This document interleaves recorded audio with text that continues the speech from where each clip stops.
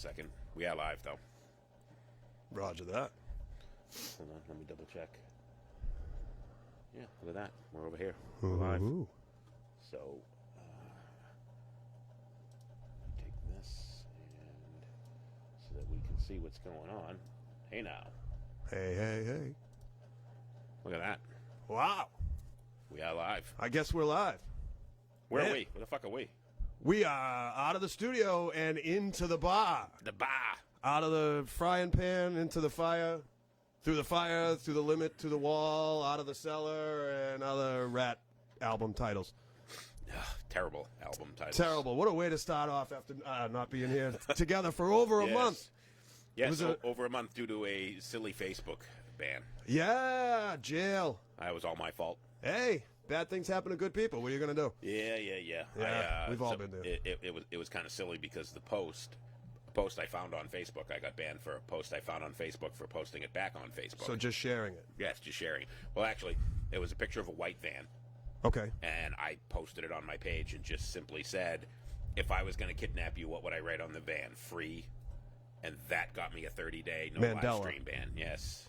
I got fucking 30 days for that. That is silly. Yeah, I got 3 days from being able to be on Facebook, but 30 days no live streaming. And the other silly part of it was I also got 30 days not being able to advertise. So they banished themselves from earning money from me for 30 days because of something I did. Sounds like a smart move. Yeah, so that just goes to show you how fucking stupid Facebook is. Yeah. Not that you needed another reason to realize. It's like another reason to hate New Jersey, another reason why Facebook is stupid. Yep. Do you need another? They both smell. Yes. Yes. Well, so, welcome back. Welcome back. Cheers. Thank you for joining us. Your dreams are your ticket out. Welcome back. To the same old place that you laughed about. Well, the names have all changed. Since you hung around. I don't know the rest of the lyrics. And the dreams have remained, but they've turned around. Who'd have thought they'd lead you? Back here where we need you. Yeah. In the bar. In the bar. So, hey, let's talk about TV shows. Moose and Squirrel show. Moose and Squirrel. Yeah. So if I figured that would be a nice lead-in to talking about our TV show. So we're going to talk today about TV shows, 70s and 80s, because, you know, we're 70s kids. We both were born in the 70s, grew up in late 70s, early 80s. Haven't grown up yet. Nope. We aged during the 70s and the 80s. It. How's that? We aged. We didn't grow up. We certainly didn't grow up. So we're going to, we're just going to bullshit about TV shows. And I think a recurring thing that you're going to have with us talking about TV shows is how that you could not get away with most of the shit that they did in the shows back then. Absolutely. You know, and we can start with Welcome Back, Odyssey. We were just singing the theme song. Excellent show. Love that show. Great show. Gabe Kaplan was the man. John Travolta, that was his introduction to everybody because he did that before he did Saturday Night Fever. Yes, he did. That was basically what got him, you know, his popularity was Vinny Barbarino. Vinny Barbarino, absolutely. And all the rest of the Sweat Hogs. Yes. And I think except for him and Freddie Boom Boom Washington, they're all dead. Yep. Well, that would be two of them. Yeah, that would be Ron two Palillo and Robert Hayes. Epstein and the other guy, they're dead. Horshack. Epstein, the Puerto Rican Jew. Puerto Rican Jew. By the way, if we had Mark here, we had fucking doing our horror movies. Arnold Horshack was in Friday the 13th. Yes. Part 6 when they dug him up when Tommy Voorhees dug him up. He dug him up with Arnold Horshack. Again, big thanks to Mark Lavoie from Macabre Theater for our last episode 11, which seems like it was 6 years ago. Yes. Coming in and laying down the facts and the funk and all the business on the horror movie. So that was fun. Maybe it was like a curse. You know, we had the evil Doc Mark on the show, and we got cursed and we got banned for 30 days. That's what it was. It's Mark's fault. It very well could be. It very well could be. Yeah, we've been away so long. I actually got physical withdrawals, and it made me sick. So yes. All of the Moose and Squirrel withdrawal has collected in my sinuses, and that's why I sound like a teenage girl. Billy Thompson's upset that we switched sides. He doesn't like it. I think Billy was fantasizing about being squeezed in between the two of us. Was he looking in my windows? How do you know I switched sides? All right, folks. We're having fun. So, Welcome Back, Carter. Did you like it? Was it a good show? Loved it? Loved it. Absolutely loved it. I watched it when I was really young, so anything on TV amused me. So, you know, I always thought it was kind of comical. And then Gabe Kaplan, Mr. Carter. Mr. He Carter. ended up becoming a big poker player. He played on the World Poker Tour, and Yep. after that, and he didn't really do anything after that show, did he? He just kind of vaporized. Yeah, he went around, he was able to book wherever he wanted as a stand-up comedian because of his fame on Welcome Back, Kotter. But I mean, he was working clubs years and years before that even materialized. But he has a long and storied career. And there was the Mark Maron WTF podcast. It just interviewed him within the last 6 months, and it was a fucking fascinating listen. Gabe Kaplan, right now, still he's the man. I did not know that he was a stand-up comedian. That I did not know that. Yep. I just knew him as the Did actor. I ever tell you about my Uncle Louie? The one that he tells Julie every night. He'd tell his wife a joke, and he'd go, "I tell you the one about the little kid in the store. Sees a pregnant lady." No, Gabe, you didn't tell me that one. Oh well, looks at the woman and goes, "Do you love your baby?" "Yes, I love my baby." "Do you care about your baby?" "Yes, I really care about my baby." "Then why'd you eat him?" Da-da-da-da-da-da. Wham. Oh, I meant. Nelson. Yeah, so I got my new little toy here. I got my little stream deck, so I can play little sounds and stuff. We told you there was changes coming. Yes, and I'm probably going to get some echo coming through here because the sound is probably going to get picked up on the microphone. I haven't figured out quite how to do that yet because if I turn the sound down on the computer, then it doesn't come through here. So, Chris Bodrin, if you're watching, when you come here on Wednesday, you're going to have to show me how to do that because I don't want the noise to come from my computer when I do stuff like, when John starts talking and I have to do the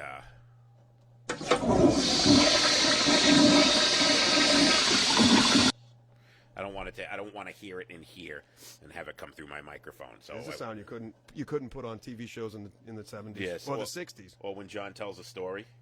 A few moments later. 6 months later. No, and then there's One eternity later. eternity later. Yeah. So I'll be playing playing with my little toy over here. Yes, suit yourself. Yeah, absolutely. Where the latest fashions are always seen Yes, first. and if I want to just do obnoxious stuff like this, ooh, that one's broken. That's right, I fucking deleted that one. Oops, Oh. Yep, sorry, I changed that one last night. Oh, did it say bad words? That one doesn't work. All right, so next, I started Welcome Back, Kotter. What do you got? Let's go. Everyone loves a nice action series. Chips. Larry Wilcox and Eric Estrada. Yes. Ponch and John. A cop movie, cop show for the ages. My cousin Larry absolutely loved that show. Great show. And I hated it. Really? I didn't get it. I didn't think it was all that exciting. I like the scenes, the helicopter shots of the freeways in L.A. And now if you look back and you see old clips of those, it's like, look at that car, look at that truck. Oh my God, they never see those anymore. That's fun to do now. But man, that was fun. And Ponch always had a thing for pulling over hot blondes in Monte Carlos and Corvettes and stuff like that. Imagine that, cops pulling people over that they shouldn't pull over. And that's never happened in real life. And it was always like some recent divorcee or some recent college graduate or something who had a problem, like she didn't know how to. I'm sorry, officer, I didn't know how to fill my gas tank. Well, why don't you pull up over there to exit 4 and I'll fill your tank and for you. I'll fill you up. It was all filled with sexual innuendos and roller yep. skating and Muscle Beach and the Santa Monica Pier and all that. Yeah, baloney. that's just that whole California thing. That's not my thing. I'd never live there. I don't even like visiting there. Yeah. But because I'm not a hot blonde and I'm not going to have fucking Ponch pull me over. Yeah, and then I'm not that lucky. What's his name? What's his name? The guy with everyone had an afro back then. The guy who was Was he black? Nope. He was very Jewish looking. So he had a Jufro? Jufro, and he was the head maintenance guy for all the vehicles, but he wore a lab coat. Like he was a professor of mechanics, and it was I forget his name. God. Yeah, so that was my cousin Larry was a huge fan of that show, and he would watch it, and I would just kind of sit there and wish that he would change the channel. To what? Anything. You know what? What was on at the same time as that? Anything was better. PBS. Dukes of Hazzard. Dukes of Hazzard. There you go. Boom. Bo and Luke Duke. We could do a half hour on that show. Bo and Luke Duke, no doubt. Roscoe P. Coltrane. Oh, I met him at the World of Wheels in 1982 Really? in South Boston, Really? the convention center, wherever the fuck. Roscoe. Yep, and then Did he do the yeah, he looked like he didn't want to be there. He's like, all right, this little 10-year-old in his stupid bomber jack, get out of here. Yeah. It's like 5 o'clock on a Sunday afternoon. My dad wanted to leave. Roscoe wanted to leave. So that was a great show, but let's be honest. Who watched that show for anything other than Catherine Bach? Oh, no, it was the Charger first, Catherine Bach second, and I always had a thing for Uncle Jesse. Do you know how I know you're gay? You said it was the car first. Car first. Oh, that's terrible. 69 Charger. That's terrible. I'm not wrong. No, I would take a Catherine Bach and Daisy Dukes over a 69 Charger. We'll agree to disagree. Yes, again. We're getting back into it, folks. Moose and Squirrel, a little rusty here. Yeah, so, as always, wrong answer. Wrong answer. And then the other deputy was named Enos. Enos, yes. Gotta love a guy named Enos. Enos, Anus. Enos. Those jokes just write themselves, folks.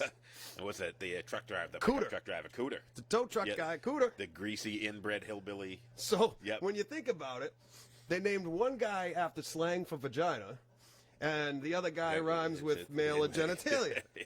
Enos and Cooter. Come on, people. Yeah, it was we haven't figured this out yet. Nope, little obvious. 69 Charger. Daisy Duke. Oh, definitely. And her, she drove the Plymouth, the yellow Plymouth Satellite, wrecked that, and then wrecked him.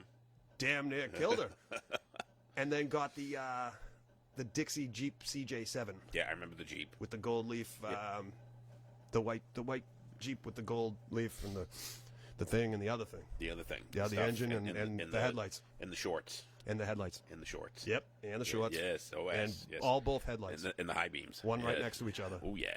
Two of them. Yeah, two of them. Jeep headlights are all the same size when they're laying down, when they're in the garage. That sound means it's time to turn the page. Yes. So a show that I didn't necessarily like, but growing up I was a huge Red Sox fan, and WSBK TV 38 Boston. Yes. If you watch the Red Sox every night right before the Red Sox was on, MASH was on. Oh, gotta love MASH. It just, being that young, being 8, 9, 10 years old, I didn't get most of the jokes. I didn't think they were funny. Yeah. And my grandmother loved the show. My Aunt Dolly loved the show. They both loved MASH. They watched it all the time. My mom was all over MASH. I would have to sit there whenever I was at my grandmother's house, and I would have to watch MASH if I wanted to. If I wanted to watch the Red Sox or the Bruins. Yeah. Yep. I used to actually watch the Bruins. But that was I've watched it since, and it's one of those shows that it's still a '70s TV show, so it's still that corny kind of TV. Yeah, but it was a powerful show. There was a scene that I'll never forget. The one where Alan Alda finally snaps. Seeing all this war for however long they were over there. It was towards the end of the series, and it was still one of the highest rated finales ever of all time. Yeah, there was a scene where he's describing somebody in a van, in the like a local, the woman with on the bus. chicken. The woman on the bus with the chicken. And then he breaks down, and what he's describing as a chicken, but it turns out it was a baby. It was a baby because the baby, he wanted the baby, the woman wanted the baby to be quiet because they'd be found out. Yep. And when he breaks down, I lost my shit right there. Yeah, I very much remember that episode, and it was one of those ones where, as a kid, you're just sitting there, you used to, it was for the most part, it was a comedy. There was some serious parts in it, but as a kid, you're sitting there and you're trying not to laugh. Yeah. You're just like, because chicken. All the adults are sitting there and they're all like super serious because the adults know where he's going with it. And as a kid, I'm sitting there trying not to snicker and laugh so I don't get a backhand from my dad for laughing at some woman smothering her chicken. Right. 8 years old. I knew what a chicken was. Yeah. I didn't know what a Korean was. I knew what a chicken was at 8 years old because I was always choking it. Perfect. Yes. Yeah, and then we're doing 70s TV shows, so you got to have that 70s TV show laugh track. Ready?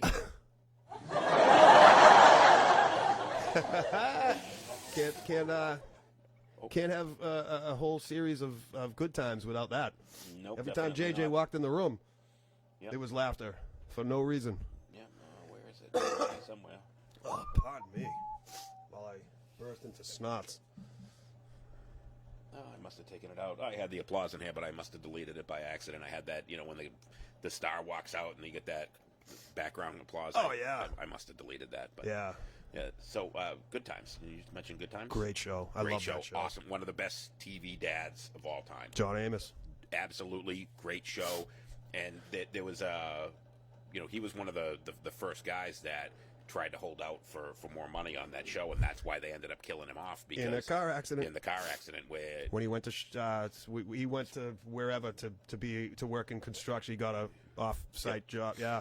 Yep. And they killed him off on the TV show because he asked for more money. And initially he said there's interviews with him where he says he was doing it as a negotiating contract, a negotiating tactic, where he was basically just saying, hey, you always ask high and they lowball you. You meet somewhere in the middle. And when he went out with his initial offer, they just came back and they said, yeah, we're just going to write you off the show. And and he was just like, what? There's no negotiation here. And they said, no, we're just going to write your character off the show. And they just done. Yep. And it pretty much did the show in because he was one of the main characters in the show and was one of the most that people related to. I was more afraid of him than I was my own father. Yes. He was a frightening dude. I remember there was one episode where the younger son, not JJ, but Michael had brought one of his friends over and was going to stay the weekend, and they were supposed to be studying. Yep. And James was like, "Oh, you're going to study?" He's like, "No, I'm not." And he's like, "I'll give you Kid this was a belt punk. right here." Yeah. And And he took him in the bedroom and whooped his ass. And I remember that, and I was just like, Yep. And the look on his face when the kid defied him, and his face went all serious, and he grabbed his belt and pointed to the belt. I was like, "What am I watching? This is fucking crazy." Yes. Yeah. That was definitely, and that was a lot of those shows did that. They were comedies and they were sitcoms, but they always touched on social issues. On social issues, and like when they did, it was usually something like that. It was intense because you would just like, holy shit! Yeah. Next time I go over to my friend's house, I'm not acting up because maybe his dad's like that dad and he's gonna whoop my ass. And it was acceptable. Yes, absolutely. And the kid would never go home and tell his own parents because you come there and James would cap his ass. Yeah, exactly. And speaking of social issues, when Janet Jackson played Penny, yep, and she was abused by her own mother, and Walona, the neighbor, who was super hot by the way, took her in. And when it came to light that, Penny would show up with bruises and whatever, and then, you find out that, holy shit, this kid's being abused by her own mom. And Walona took her in and said, everything's going to be fine, and, fuck you, lady, I'm taking your kid, and there's nothing you can do about it. It was like, man, this is powerful stuff. Yep. This is real hard-hitting journalism, I guess you'd say. But I don't know anything about those anything. 70s shows were always really good about that, where they had... they made you laugh, but they also made you think. Yes. And unlike TV shows today, which is just mindless bullshit and overly predictable, which is why I probably, since the 80s, there really hasn't been many TV shows that I really took to because of that. Because, like, shows like Friends and, like, Seinfeld, when you see I consider myself to be a funny guy. You consider yourself to be a funny guy.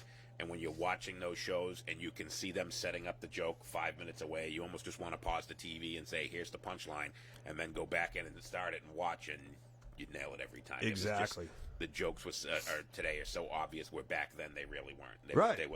The writing on the shows in the 70s and the 80s were much better. Absolutely. We got any comments here? Anybody throwing anything Unrelated. out there for us? Cardi B is retarded.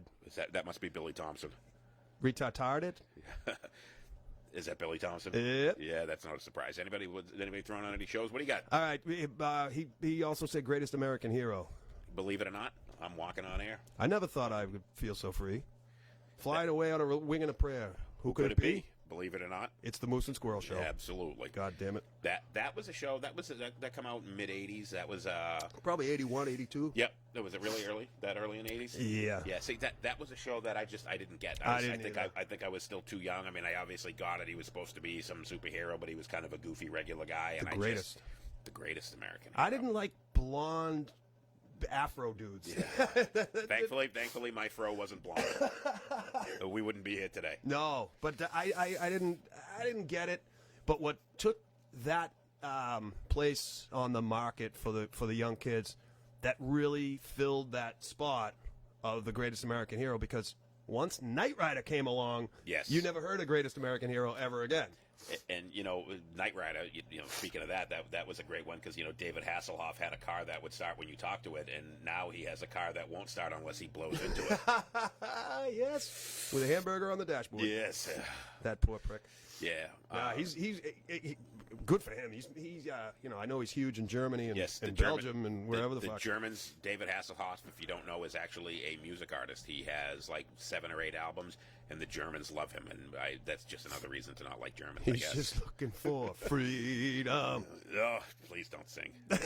not his stuff, anyways. No. If you've ever heard it, I'm sure everyone on the show, the 3 people that are watching, have heard Eddie Murphy when he tried to be a singer. Eddie Murphy, 1,000,000 times better than David Absolutely. Hasselhoff. Is this the second time we're going to do Party All the Time? Because we still have that clip from our first season, episode 2, where we sang Party Yes, All the Time. Party all the time. Go look it up. Party it's all a gem. the time. Party all the time. Party All the Time. That's great lyrics. You say, "My girl wants to Party All the Time. party all the time." That's right. Isn't Rick James on that? Oh, The yeah. He background vocals? produced it. Yep. Background vocals. And, yep. You should be ashamed. Yeah, a whole That was- monitor full of coke, folks. Oh, no doubt. Yeah. But Hasselhoff's fro was acceptable because Yes, it was 'cause brown. it was a brown fro, Brown yeah. fro. And the Mr. Belding from Saved by the Bell. Mr. He was the voice of Kit. I did not know He was that. also on St. Elsewhere. I did not know that either. I never watched St. Elsewhere. That was a chick show.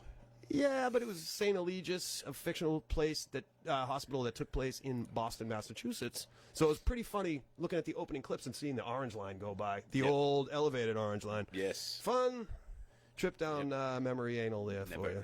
Never watched the show. It was like a chick show. It was like Dallas or St. Elsewhere and all those other goofy shows. They kind of Falcon Crest. Falcon Crest. It was like a nighttime soap It was opera. all those shows. were Knots nighttime, Landing. so, yep, they were all nighttime soap Dynasty. operas. I wasn't into any of that shit. No, my the mom- only nighttime show I liked that came around that time was The Love Boat. The love Because it was boat. chock full of Tits. that. And There was always a scene where who was the bartender there? Isaac. There was always a scene with Isaac sitting at the bar, and there was some blonde with big tits walking by. If he was in the scene, there was a blonde with boobs walking by him at the bar. Yeah, and what I find so funny is like in the opening shots, they show the Pacific Princess, and it's a huge cruise ship. Isaac was at every bar. Mm-hmm. Didn't matter whether it's the little small Didn't poolside miss it. one Yep. or the big one the as big as ballroom. this bar. It Yep. was like Isaac was just always he was like the only bartender on the ship. Pretty funny.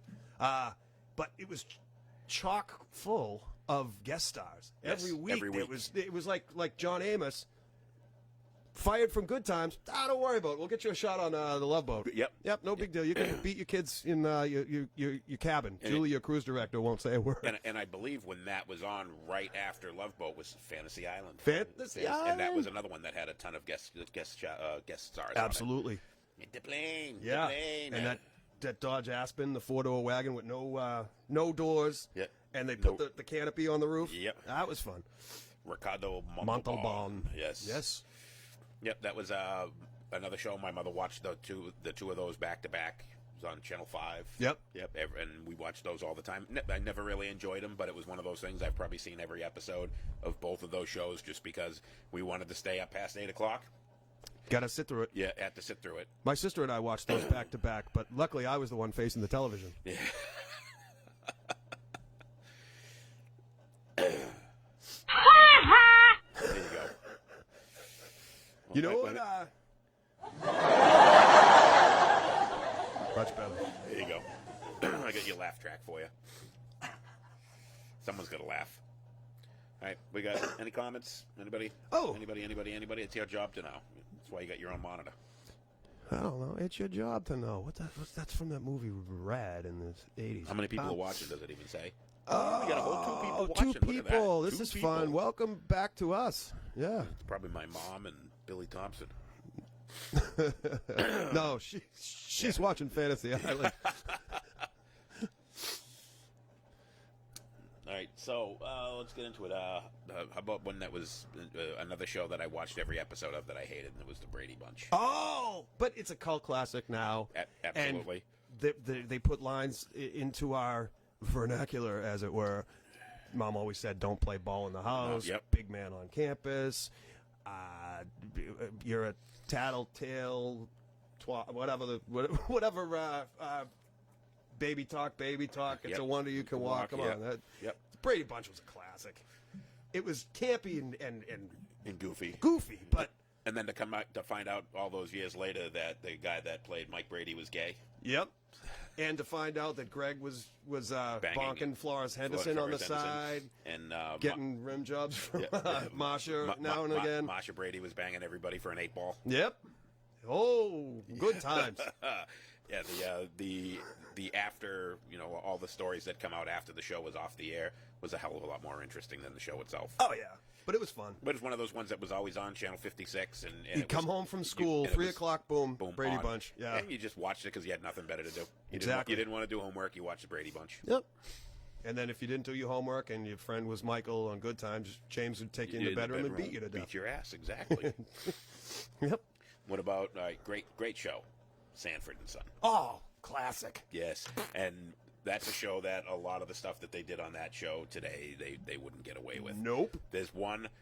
I originally was gonna play the clip today, but I don't want to get another 30-day ban.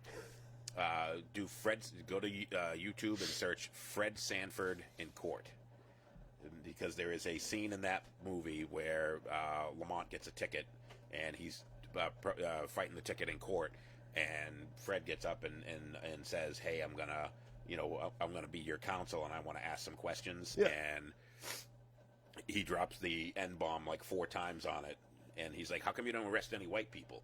And he's like, "Oh, I do." And he's like, "Where are they?" He goes, "Look at all the N's in here." And then they show a shot of the court, and it's all black people. He goes, "There's enough N's in here to make a Tarzan movie." And that was on regular TV. And I think that comes directly from his stand-up. Yes. I don't mean verbatim, but that's the brain of Red Fox. Yeah, yeah. And he was a great stand-up. He was one that we missed out on when we did our stand-up show. Yep. But he was a guy that was great. His stand-up was fantastic. But that show was awesome. And Aunt Esther, I'm going to stick your face in some dough and make some gorilla cookies. And Red Fox, he had he was like a what do you call him, like a black Don Rickles. Yes. He could insult you off his off the cuff. Like he'd oh yeah, no, don't worry, son. I've been around a lot longer than you. I was in Baghdad before you were in your dad's bag. Shit like that. So Yeah. He was great. That was a great show. Loved that show, and that's one that holds up. You can watch that one today and it's still funny. Yeah. Oh, definitely. And you can't you couldn't get away with that now. No. Obviously, I mean, we're breaking the surface tension here on the pool of what you can and can't say, but the king of all that, Norman Lear and All in the Family. Oh yeah, All in the Family. That is, and because everyone was in on the joke. Yes. It wasn't. It's so hard to explain because they were saying things, but everyone was in on it. Yep.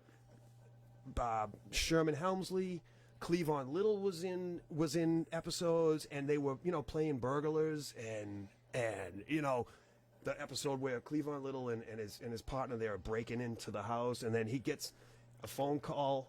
He's in Archie Bunker's house, and then one of the neighbors calls. He goes, "I just want to let you know 2 racial slurs are in." Oh, 2 racial slurs are seen breaking in the neighborhood? Thank you very much. And then he hangs up and he's like, "What do you know about that?" Oh, it's just great. Great writing. And that show had a bunch of spin-offs. It had Archie Bunker's place, where he bought the bar that he used to hang out in the show. Yep. And then the Jeffersons. And the Jeffersons.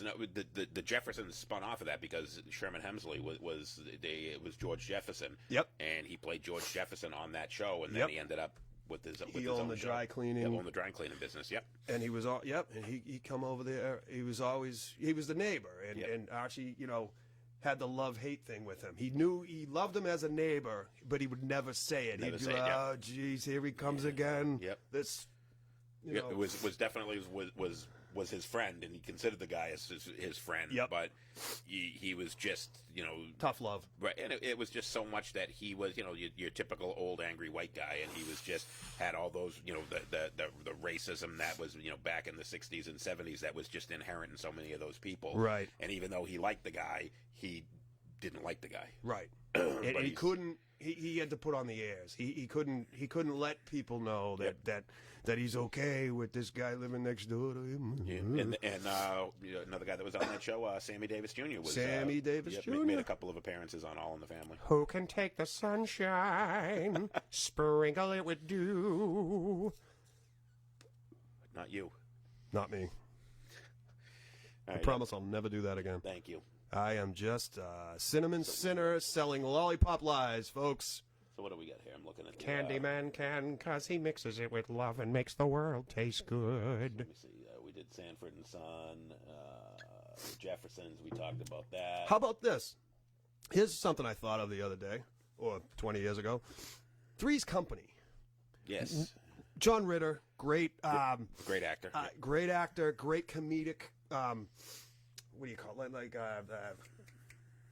Jesus, the stupid phrase, just like slapstick kind of. Yep. Goofball. Goofy could is always trip over falling, his own trips over the self. couch. Yep. Maybe that's why they call him Jack Tripper. Yeah, boom, boom. Boom. But all right, What was the bar that they hung out at? the Regal Beagle. The Regal Beagle. There you go. Yeah. Hey, Cindy. Chrissy, whatever the fuck her name was. Chrissy. I just blew Janet, that one. Janet and Chrissy. Janet and Chrissy. Hey, Chrissy. Gonna go down to the Regal Bagel. And that was a show that was, was another one where, he had to pretend that he was a gay guy. That's exactly what I was going to say. So that now, they would allow him to live with two women. correct me if I'm wrong. You're Commenter, people watching. You are wrong. All Three's Company. Yeah. Mr. Roper and Helen were the landlords at the time. Originally, yep. And then it was Mr. Furley. Yep.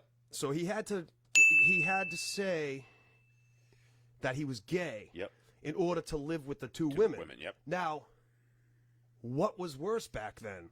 A guy living with two women, or Being gay. Mr. Roper having a gay guy living as a tenant? Yes. How did they get? Were they walking the line? Was it They lived in California, so that's Santa Monica? everyone in California is gay. I guess.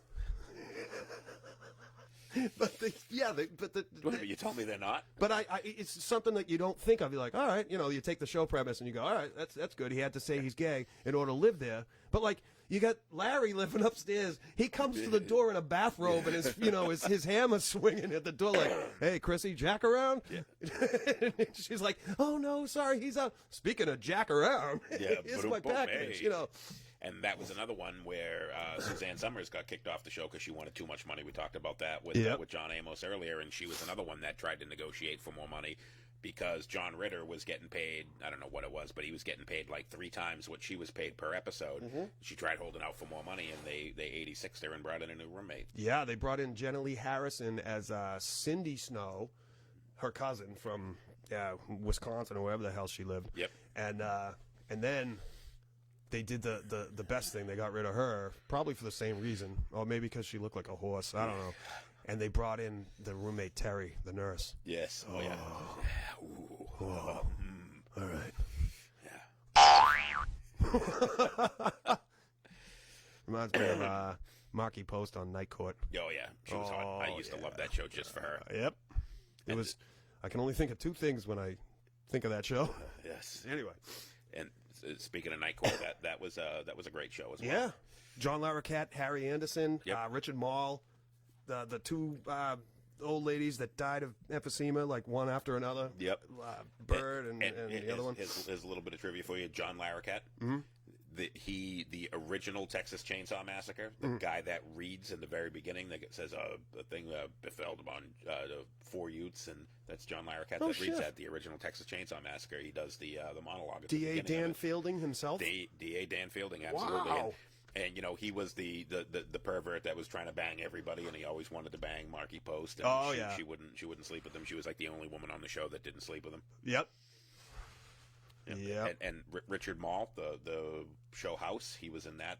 Not the show, the horror movie House, where the guy bought the house and the ghost was kidnapped his kid. The house kidnapped his kid, and it turned out to be Richard Mall as He was an old Vietnam vet. See, everything goes back to horror movies for me. So Wow. that was he was so I relate everything back to horror movies and pornos. Hey, you like what you like. There you go. Nice. Cool. There we go. So we got TV up the wazoo here. So here's a show that is you talked about cult classics before. Star Trek. Captain James T. Kirk. Never got it. Never got it. Never Don't understood care. it. There are two types of people in this world. There's Star Wars people, and there are Star Trek people. My dad was a Trekkie. My dad actually liked both, but my dad watched every episode of Star Trek. If Star Trek was on, he watched it. Okay. Damn it, Jim! I'm a doctor, not a bricklayer. Never got that show. I know if you wore a red shirt, you were dead. That's pretty much all I know about that. And my favorite episode was the one with the Fribbies or the Furbies or whatever the fuck it was, the little fuzzy things that were all over the place. I thought that was one of the funniest episodes. To me, it was funny, and that's Never pretty saw much it. But one of the worst actors ever. James T. Kirk. Yes. Yep. William Shatner. Over actor, and everyone's like, "Oh, he was a great actor," and it's like, no, really. He was great in the Twilight Zone. Yes. And then, but yeah, I mean, they couldn't have. They really couldn't have cast a better. I can't even think of the right word. Douchebag for that role. I mean, paranoid douchebag. You know what I loved? Speaking of stars and space and all that bullshit, Battlestar Galactica in like 1979. I thought it was a really good show, and then they come out with Galactica 1980 right after New Year's, and I was like, well, this is dumb. So, Battlestar Galactica and Buck Rogers come out around the same time. And Tweaky. And I get those two shows confused all the time as to which was which. Yep. And I watched them both, but again, I watched them as a 10, 11-year-old kid. Yeah. And I loved both of the shows, but I constantly got the two of them confused. I was more of a Buck Rogers fan. My dad was a Buck Rogers fan as well. And Tweaky was what was his name? Bitty. Yep. I had the Buck Rogers toys and he was like one chromosome away from being a female robot. Yeah. Kind of like you. Does not compute.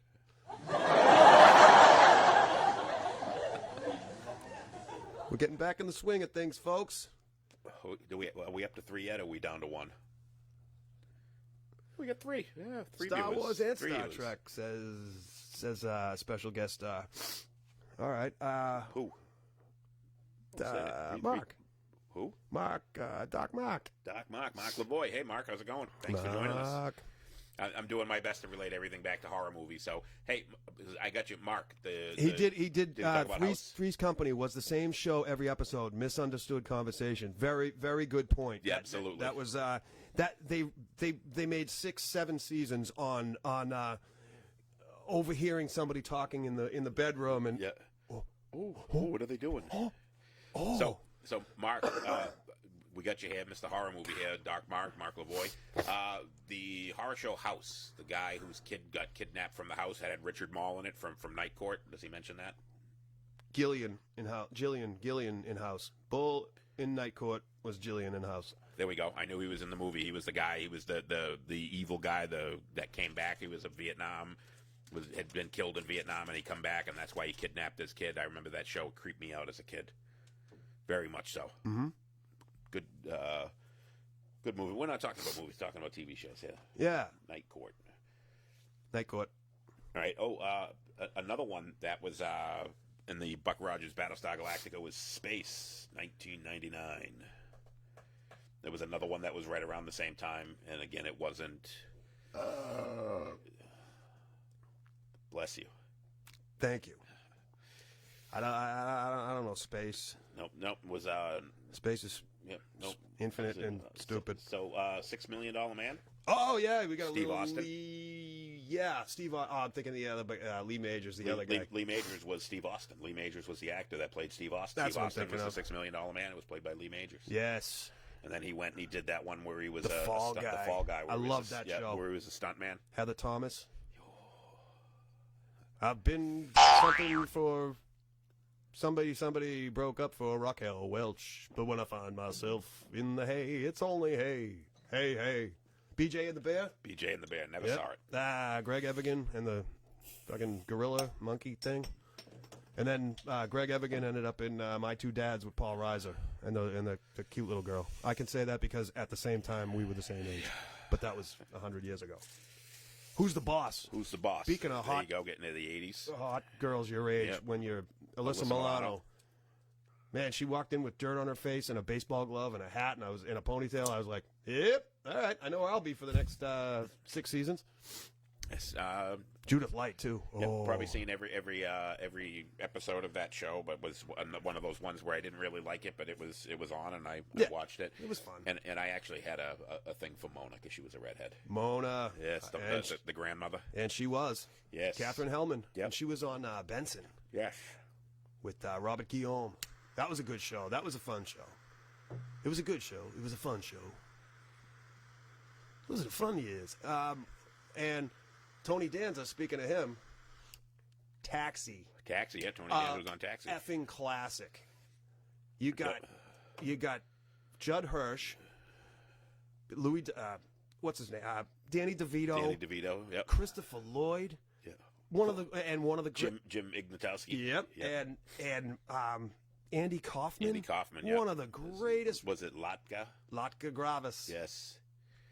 Thank you very much. Yeah, that was definitely an interest. It was another one that I watched because it was on TV 38. So sometimes I had to watch that to see.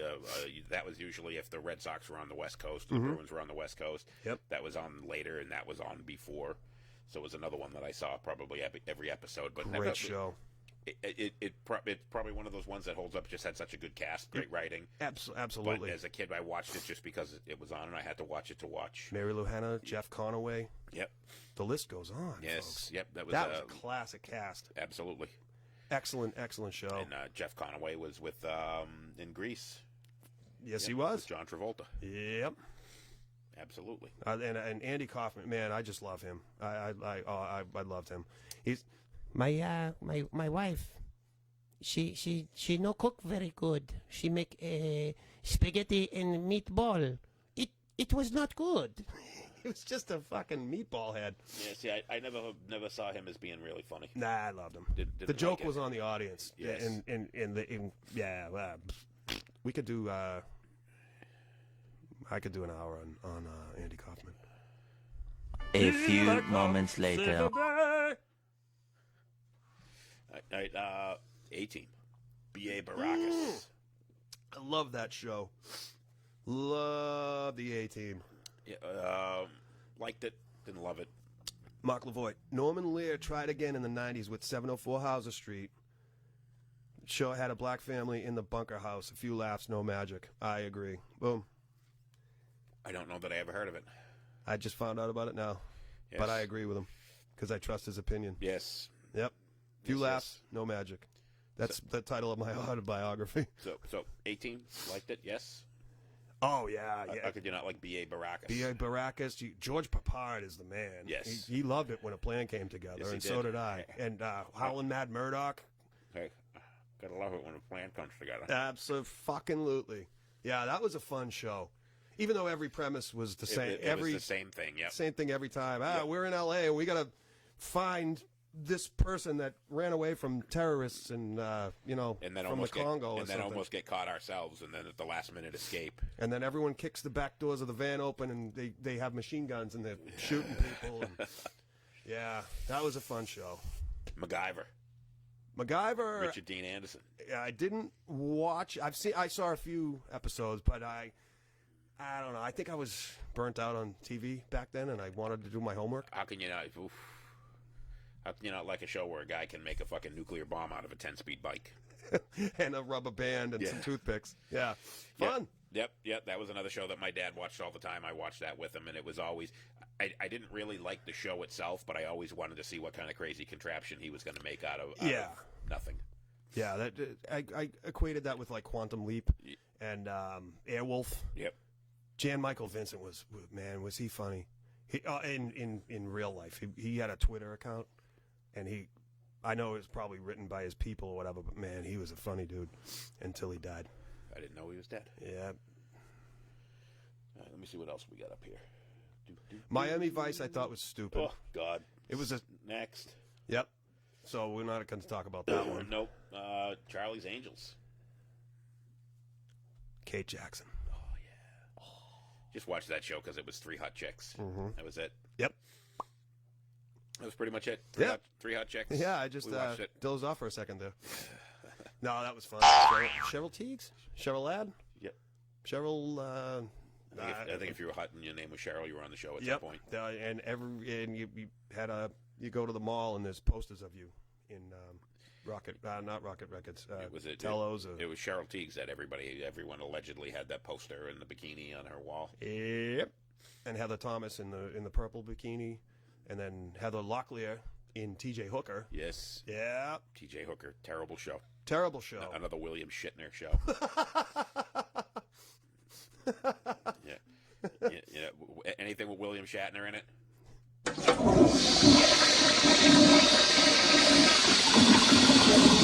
Not anything that I was ever a fan of. No. If he was in it, and Adrian Zemed. Oh, Adrian Zemed. Yeah, the poor man's John Travolta. Yeah, no, he was the who was the guy there on what's his name? I can't even think of him. It's the show with Bob Saget. Full House. All right, so who was the John Stamos? John Stamos. Uncle Jesse. Yeah, he's the discount Uncle Jesse. Discount Uncle Jesse. Yeah. You can't discount Uncle Jesse. No, but he was definitely Adrian Zemed was the He discount John Stamos. T.J. Hooker, and then didn't Adrian Zemed have another? He did a lot of guest starring in the early '80s. Yep. On things. I think they were trying to make him a star just because he had the looks and the hair. They were trying to make him a star, and he never got his niche, never found his calling. Like Fabian in the late '50s, early '60s, when they had to have everyone had to be good looking like Elvis and be a crooner and whatever, and he was just a horrible singer, and he had to turn me loose. He was just awful. They'd pull a guy from Brooklyn and go, here, sing this song because you're good looking. Hey, it's because hey man, it's because you fit the suit. Johnny Bravo. There you go, back to the BB. Right back to the Brady Bunch. Mm-hmm. It's because you fit the suit, man. You fit the suit. That was it. Hey, you fit the suit. What about Different Strokes when Arnold and Dudley got raped by the bike owner, the bike guy, the guy in the bike shop? Yep. What a great! I like Different Strokes because who wouldn't want to be playing basketball in Harlem and your parents die? I mean that. We'll skip over that part. A rich guy with a blonde, smoking hot daughter wants you to live in their house. Live in their house in the Upper West Side of Manhattan. There it's like, yep, all right, well, we'll go. Yeah, let's do it. Mom, Dad, sorry, love you. We'll come back and visit you, but see you, bye. We'll go, Mr. Drummond. Yep, Mr. Drummond. Mr. Drummond. Conrad Bain. Yes, good guy. Yeah, that was it. And that you talked about catchphrrases. What you talking about, Willis? What you talking about, Willis? Yeah. And why are you raping me, Mr. Bike Shop owner? How'd you like to be the actor reading for that part? And they go, hey, we're going to have you on the TV show. You got to molest 2 little black boys. And you're like, no. My ship came in. Yeah, that's like... I hit the dock. Yeah, that's like Ned Beatty reading for Deliverance. Hey, we got a great... you're going to be the number 2 in this movie, but some toothless hillbillies are going to tie you to a tree and fuck you in the ass and make you squeal like a pig. How do you read for that and go? I'm in. But don't worry, John Voight saves you in the end. Oh, spoiler alert. Or whoever it was. Was it John Voight that saved him at the end? No, it was... Rutger Hauer? No. Not William Shatner? No, it was definitely not William Shatner. The other guy. No, Smokey and the Bandit guy. Oh, Burt Reynolds shot him with the bow and arrow. Crossbow. Yeah, Burt Reynolds shot him with the crossbow. Saved him. Yep. Mr. Colonel Mustard with the lead pipe in the kitchen. Yes. Creepy movie. But it's a must-see. Must-see. Must-see TV. 2 viewers. 2 viewers, both of them. All right, what else we got? We said Miami Vice, terrible. Sucked. Kind of scrolling through here. Hawaii Five-0, not a fan. Columbo. Peter Falk. Columbo. One more thing, ma'am. One more thing. Hey, just one more thing. Pardon me, ma'am, but And another guy that he looked like he was always shit-faced, always disheveled, and always had a cigarette. Yep. Just one more thing. You gotta love. Why is it that you are left-handed when you write your signature, but you're right-handed when you carve a turkey? I'm just curious. That was a great show. That Slaps the cuffs on her. that was one. That was a show that my grandmother loved, and I was a fan of that show. I like it, and that's one that holds up today. I've watched some of the episodes on either Hulu or Peacock TV. It's on one of those where you can see them, and that's definitely one that's interesting. What was the show with Raymond Burr where he was the lawyer in the wheelchair? Was that Ironsides? Yes. Yeah. Yes, that was another one that my grandmother was a huge fan of that she liked. Yep. But my grandmother also liked Murder, She Wrote, which was awful. Yeah. I almost said Agatha Christie. What's her name? No. She's still alive and kicking. What's her name? I think. Murder, She Wrote. Angela Lansbury. Angela Lansbury. There you go. Yep. Good show. Yep. The minute you said the name, I knew it. Angela Lansbury. You know which show I love too? It was later in the 80s. Murphy Brown. Ugh. Candace Bergen. That was a great show. Terrible. It was terrible. And that show was so bad that they had to do something really. It was when she was going to get the abortion, and they made the big deal of it, and it everybody was freaking out over the show when she was going to have the abortion. Was that because she was molested in a bike shop? I don't know if she was molested in the bike shop, but that was I remember that being all over the news, and they were making a big deal of it because they were talking about that. And again, it was one of those things that you didn't talk about on TV shows, and they talked about it on that show. 2 viewers, because we've said rape 4 times, bike molesting about 7 times, and abortion. And abortion. We're back, folks. Moose and Squirrel Show. Hey, Moose and Squirrel Show has an Instagram account now at Moose and Squirrel TV. Yes. One check word. It out. Check it out. We're also sign up, follow. So probably next week, if not next week, the week after, we have a YouTube channel. We haven't been utilizing it yet, but we're gonna start streaming on Facebook and YouTube at the same time. And you can go to our Instagram and you can see clips of just small little snippets of the show. Yeah. The funny parts. You got to sit here for an hour and a half to get funny parts, but there's funny parts when we laugh, like your Irish Spring joke. We can put together a 15-minute compilation of over 18 hours of shows and put together 15 minutes of funny. All right, 2 shows. 2 shows. That were back to back. Back to back. Fox TV, never missed an episode. Cops and America's Most Wanted. All right, now we're talking. So your original reality show, Cops. That was where it all started. Was Cops on Fox, and that was absolutely loved that show. I think they filmed it in the same 2 trailer parks down in Florida. Yep. But hey, it worked, and that was like real life Jerry Springer. Yeah, that was fun, and it helped put the fledgling Fox network on the map. That and The Simpsons. Yep. And Married with Children. Yep, and another great show. Mm-hmm. Another great TV dad, Al Bundy. One of the best ever. Great. Loved him. Absolutely hysterical. I heard an interview with Christina Applegate, and they asked her her inspiration for the Kelly Bundy character, and she said, I was watching a movie by Penelope Spheris called The Decline of the Western Civilization, and they were interviewing girls along the Sunset Strip, and this one girl, they said, what do you like these groupie style girls, fans of whatever band they were seeing that night at the Go-Go, Whiskey a Go-Go or whatever. Yep. And the girl said, I'm going to continue focusing on my modeling and my actressing. And Christina Applegate goes, that right there, that's my Kelly Bundy influence. And that's where she styled her personality and character after. That was an absolutely great show. And Katie Seagal Katie Seagal. Oh yeah, the original MILF. Yep, no doubt. That was everybody. Everybody was a Kelly Bundy fan. I was a Peg Bundy fan. Me too. I was the weirdo that everyone's like, oh, you watch Married with Children, Kelly Bundy, and I'm like, Peg Bundy. Peg. I'd Peg Bundy. I'd Peg Bundy. Yeah. She puts a cigarette in my salad. No, I kind of had you pegged for a fan of Marcy. There was something innocently hot and dirty about there Marcy. Was nothing. Nothing. Al pegged that right on that she looked like a chicken. That's why Steve left her. Yes. And then she ended up with marrying Ace from Love Boat. And Happy Days. He was on fire. Everything. The guy still hasn't aged. Ted McGinley hasn't aged a day. He was on Love Boat. He was on Happy Days. He was on Married with Children. And she got surprise married, in Vegas or something. She woke up hungover and oh, you're my husband? What's my new name? Yeah. Marcy Darcy. Marcy Darcy. Yeah. She had a rough life. She had a rough go. She thought she had it all together and thought that that the Bundys were the trash neighbors.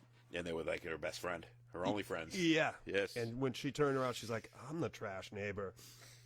And then Anthrax was on the show and tore up the living room. That was fucking fun. awesome. Loved it. Yep. And there's an interview with Ed O'Neill where he's talking about how much him and Marcy, whatever her real name is, how much they hated each other. Really? They absolutely fucking despised No each other. kidding. She couldn't stand him, and he didn't like her either. And he was just like, yeah, was never a fan. She wanted the show to go in a different direction and take more serious topics, and he's like, it's a comedy. Yeah. We dabble in some serious stuff here and there, but and in real life she was a lesbian, and she wanted to write out her husband and become a lesbian on the show, and he was just like, where's the funniness in that? We can't joke about it, we can't make fun of it, Right. We don't want to do it. And she was adamant about doing it, and he was like, nope. Would have been kind of groundbreaking at the time. Yep. Because that show had such a following that we would have all gone along with it. We would have all gone along and with it. said, "This is cool." Hey, we would have laughed at it because we laugh at dark humor. So Yep. But I think that it would have jumped the shark, so to speak. yeah, Yeah, I think that and it might have turned when they talk marketing research and in 1989 and 1990, they probably would have turned a lot of fans off to that. Yes. I I think that pretty much would have. Nice try, Marcy Darcy. Would have been the end. I think that would have brought a premature end to the show. Yes. If they had done that, because it was just such a touchy subject that I think that, if they made a joke here and a joke there, but he made fun of her every episode. Right. And if all the jokes turned into her being a lesbian, I think that would have pissed a lot of people off. And Yeah. It would have turned to shame. So, Ed O'Neill was one of the biggest influences in the show because he was the star. Yeah. The show was him. And he couldn't, and you can't write. He could call her ugly, and the same way that Making the chicken jokes. Yep, but then it would be like touchy subject like Dudley and Arnold being molested By in the a bike bike shop shop. owner, yes. But they couldn't do that because like you said, it would have turned into a half hour of let's not only am I going from calling her ugly. It would have been, now I'm calling you and your same-sex wife ugly. Yes. And you're gross, and I think where's the funny in that? That would have turned a lot of people off. Yeah. Not me and you, but I think it would have turned a lot of people It just off. wouldn't have been funny. It wouldn't have been original. It would have been, I don't know. Yep, it's and if you think about it, All in the Family kind of did a lot of that, where he made a lot of Jewish jokes and a lot of black jokes. Oh, and yeah. constantly trashing liberals. And the Hebes. And that was at the time people weren't so sensitive and they could get away with stuff like that. But by the time that Married with Children come out, I think that people were becoming a lot more sensitive to stuff like that, and those jokes wouldn't fly. And I think it wasn't so much maybe the audience; it was the producers of the show going, "We think these people aren't gonna react well to this." Yep. So we get for comments. Love Columbo. Columbo. Who loves Columbo? Well, it's right there on the screen. You don't have to look at it on your phone. Mark Lavoie loves Columbo. Mark No, Lavoie. I got a different kind of notification. Oh. Speaking of cast members that didn't like each other, Vivian Vance and William Frawley, the upstairs neighbors on The Honeymooners. Yes. I mean, sorry, The Honeymooners. I Love Lucy. Fred was supposed to be, he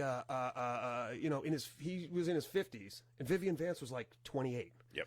And they played the couple, but they hated each other. And she was like, "Why do you have me cast as this guy's young wife?" And it made no sense. And you don't think about that while you're watching it until somebody brings it to your attention. You go, "Hey, that's true. Why is Fred and Wilma, whatever the fuck her name was, Wilma.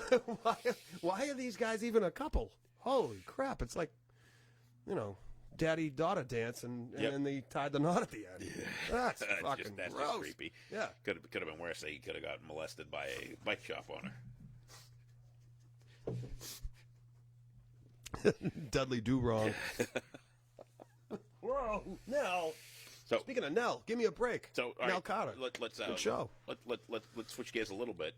And we said TV shows, but game shows are TV shows, right? Oh, yes, they are. So what was your favorite game show? I mean, everybody, you stayed home from school sick, you watched The Price is Right. Hey, you had to. That was just a given. You stayed home from school, you watched The Price is Right. One of Alex Trebek's first gigs was Concentration, where they gave away a Chevy Chevette every episode. Oh, that was a good punishment. one.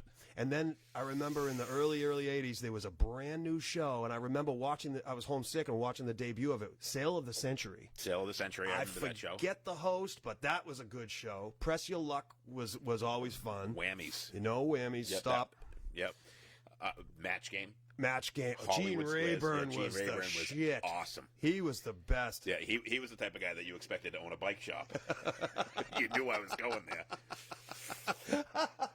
There's a clip on the blooper reel, and he's like, "Oh, look at Marsha over here. Doesn't she have pretty nipples? I mean, dimples." Yeah, he was a child toucher. You know he was. Did I say that? One of my favorites, and it was the Newlywed Game. That was always fun. Yes. Yep. James Hetfield. Bob Eubanks hosted that.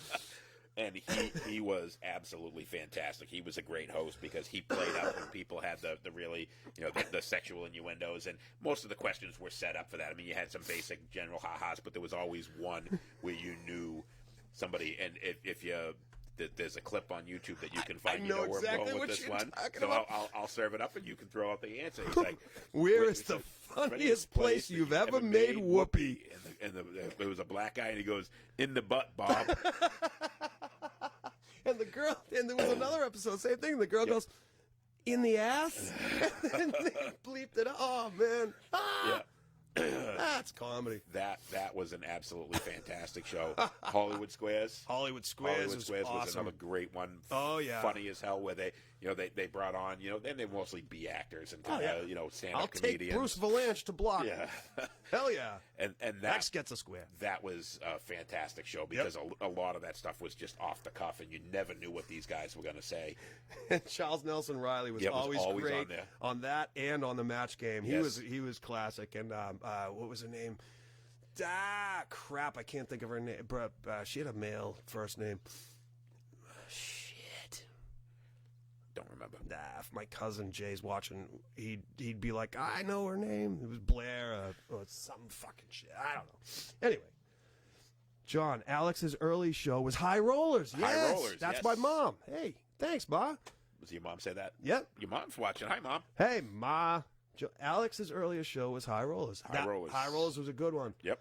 And what was the other one? Card Sharks? Card Sharks. I remember some comedian making fun of it going, what a dumb thing. It was, you just stand there going, higher, lower. Yeah, but my favorite game show of all time is Jeopardy. Jeopardy. And, See, I like The Price is Right because they always had the hot chicks. And then Brett Summers. Thank you, Ma. Brett Summers. Brett Summers was along with Charles Nelson Riley, always a regular on the Match Game and Hollywood Squares, I believe. Nice. You just said the. I always liked The Price is Right. Yes. Because they always had all the hot chicks, all the models, and then you found out after the fact that they were all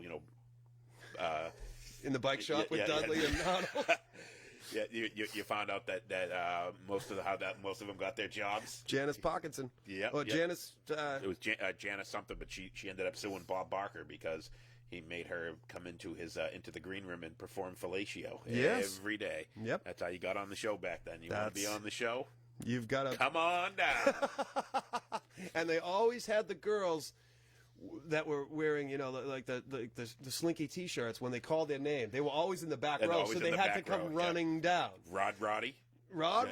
Yeah, he was, come on down. But it was always like the guy with the 80s perm wavy afro hair was always in the second row. They call it, we got Bill from North Dakota. Yeah. Okay, here I am, Bob. I'm excited to play. He was in the first or second row. Gina from Colorado, come on down. And she'd and she'd be bouncing all the way. Bounce. And then, Brendan Behan joined us. Hey, Brendan. Hey, good to see you there, pal. And then obviously when you're on The Price is Right and you lost, you go. Yeah, that's a classic. And then and he'd do the golf swing, and he'd tell you to neuter your spay and neuter your liberals pets. Oh. I had to get that one in. Yeah. Fun. Yeah, Price is Right was good because I Price always had is that Plinko, the big Plinko chip, Plinko. and you drop the Plinko chip. Yep. Plinko was always an exciting one when they pulled back the curtains and you're like, oh shit, it's Plinko. And then the little yodeling guy that went up the mountain and fell down to his death. Yep.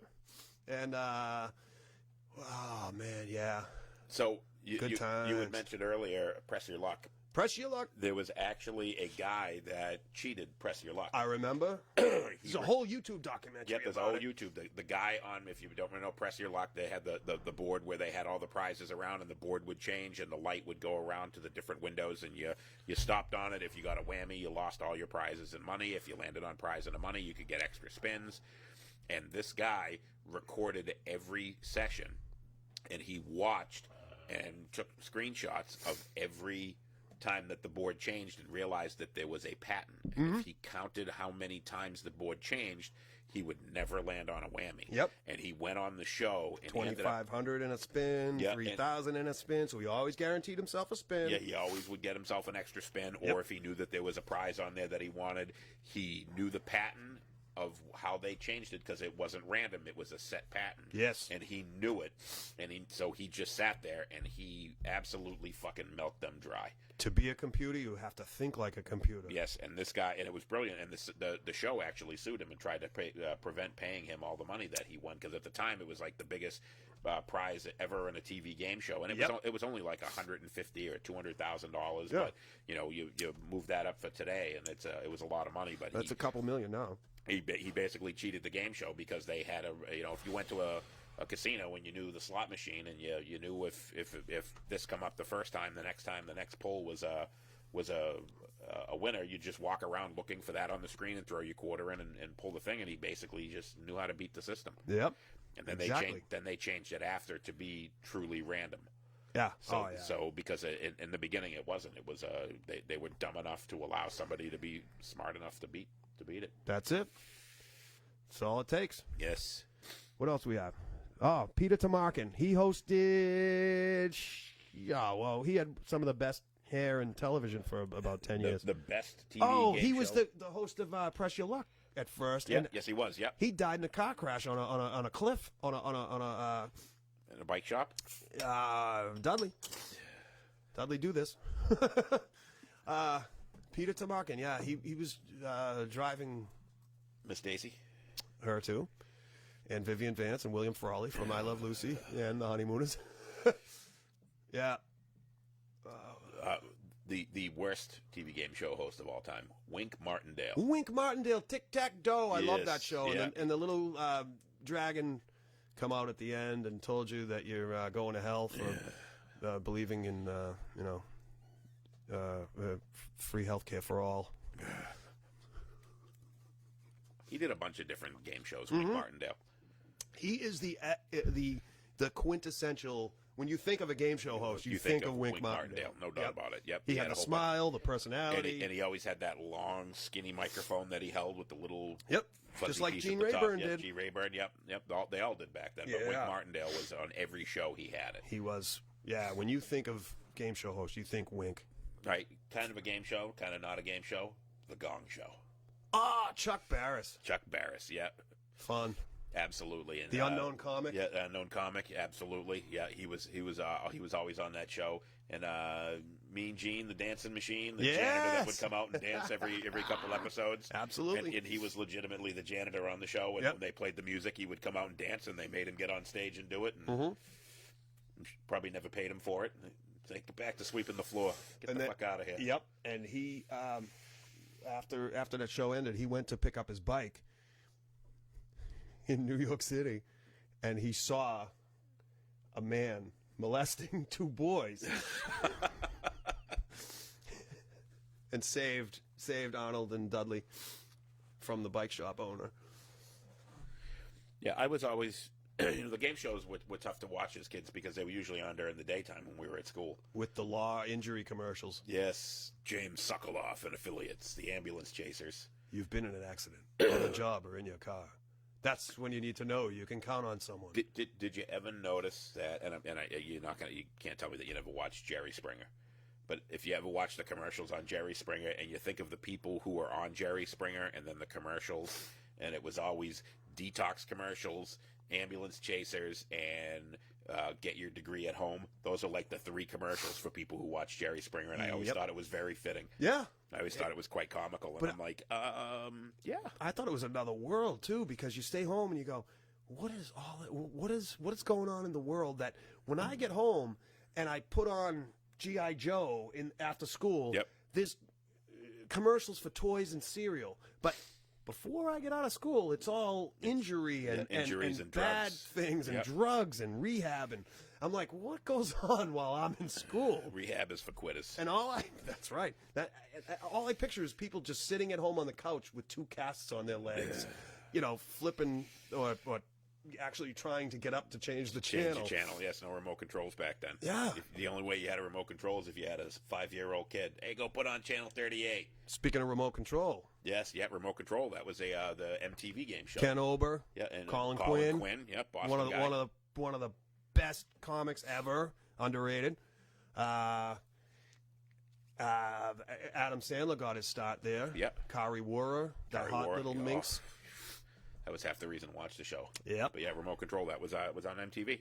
Yep. That by the way, that show was the downfall of music on MTV, because that was one of the first shows that they produced on MTV, and it was so successful that then they started doing the Real World and all the other shows that came after it, and then there was no more music on MTV. My mother, Another World was a soap. And when were you in school? Classic. Good job. Nailed it. A+. Nailed it. Which I've never seen on a test. Yeah. What else? I just mentally skimmed through something while we were talking about a thing.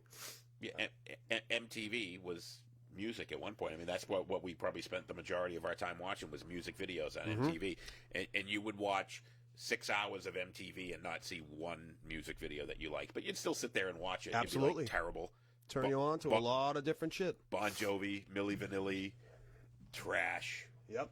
And then you sat there and you watched it because it was music and the videos were entertaining. And, Headbangers Ball, everybody stayed up till 11 o'clock on Saturday night to watch Headbangers Ball, and it was an hour of Bon Jovi and Rat. And I still stayed up to watch it because the theme song to that was SOD, Stormtroopers of Death. Yep. So when you listen to it, you're like, yeah, Headbangers Ball. Adam Curry. Stormtroopers of Death, yep. Ricky Rackman. Yep. Long before that, when Lemmy and Filthy Phil hosted Headbangers Ball, it was one of the best. It was just Lemmy was reading cue cards, and he's reading the thing, and he's wearing sunglasses. He's like, up next we got a video from Ongrid Windscreen. Ingve Malmsteen. That's great. It was great. He was just funny. And then Filthy Phil Lemmy's like, I'm Lemmy, and this is Phil. And Phil had a dustpan in his head, and he just goes, bong. He hits himself in the head. Good times. It's better than being in a bike shop with Dudley and Donald. With as much as I hated Ricky Rackman, he was so much better than Adam Curry, because Adam Curry was so much not a metalhead. Right. He was so obviously not a metalhead, and he just did the show. Kevin Seal hosted it for a while, too. Yeah, and he was just a weird dude, man. Weird fucking dude. Yeah, he owns a bike shop now. Yeah. Wouldn't surprise me in the least bit. Oh, man. What else? Remember when V66 came out, Brendan? V66. Yes, V66, Framingham's own. V66 played better music than MTV ever did. John Garabedian. You had, what was that song by that band? Vitamin L. You couldn't hear it. Anyway, if you could buy, I'm sure they sell Vitamin L. V66 was the shit. That was a much better show than MTV. Yeah. They played better music, because it was more rock focused than MTV and was. Locally focused too. Yes, yep. So you got a lot of local bands, you got a lot more rock on it, and MTV was just inundated with pop music. And everything, pop music, and then they'd be like, yeah, we play metal too. Yeah, we play Bon Jovi. MTV started with the best of intentions. Yes. And they really did. And fun trivia, everybody knows The Buggles was the first video, but the second video they ever played, You Better Run by Pat Benatar. Pat Benatar. I knew it was Pat Benatar, but I can never remember the name of the song. Great stuff. 40 years on the air, thanks for 15 years of music. Yes. Barely. But Remote Control, so that's what that was the first show that they did. It was the first independent show. I mean, they obviously had other shows like they had Liquid Television was killer. I love that show. Yep, and they did Headbangers Ball, and they did what was the indie music one that they did? 120 minutes. 120 minutes, yeah. That was a great show. So they had a lot, but it was all those shows were music focused. Yep. And then they did Remote Control, which was the game show, and then they started doing all the other shows, and now that's all they do. Yeah, I remember that was a fun time though. Remote Control was a nice digression, I guess you'd say, from all music all the time, and they started focusing too much on actual shows, like the MTV Beach Party with Fab Five Freddy. I like Fab Five Freddy, but it was like you don't need to go live with all these assholes from on spring break or a bunch whatever. of drunks from spring break dancing to crappy music. Yeah, exactly. It's bad enough we have to listen to the crappy videos, and now you got to make us watch people dance to crappy music. Yeah, and the thing when Aerosmith, Yo MTV Raps, I like that show. That was actually the antithesis of Headbangers Ball. Yeah, they basically said here's a show that's all rap, here's a show that's all metal. Dr. Dre and Ed Lover. Ed Lover, yep. Doing the Ed Lover dance, but I always loved how in '86 the Run DMC covered "Walk This Way" with Aerosmith, and they're like, this gives the white community an insight into what rap music is. I'm like, no, you see, I had Run DMC's first 2 albums. Yep. I knew what's going on here. You're not fooling anybody. Yo MTV Raps. No, sir, I didn't like it. Little Ren and Stimpy for you. Ren and Stimpy.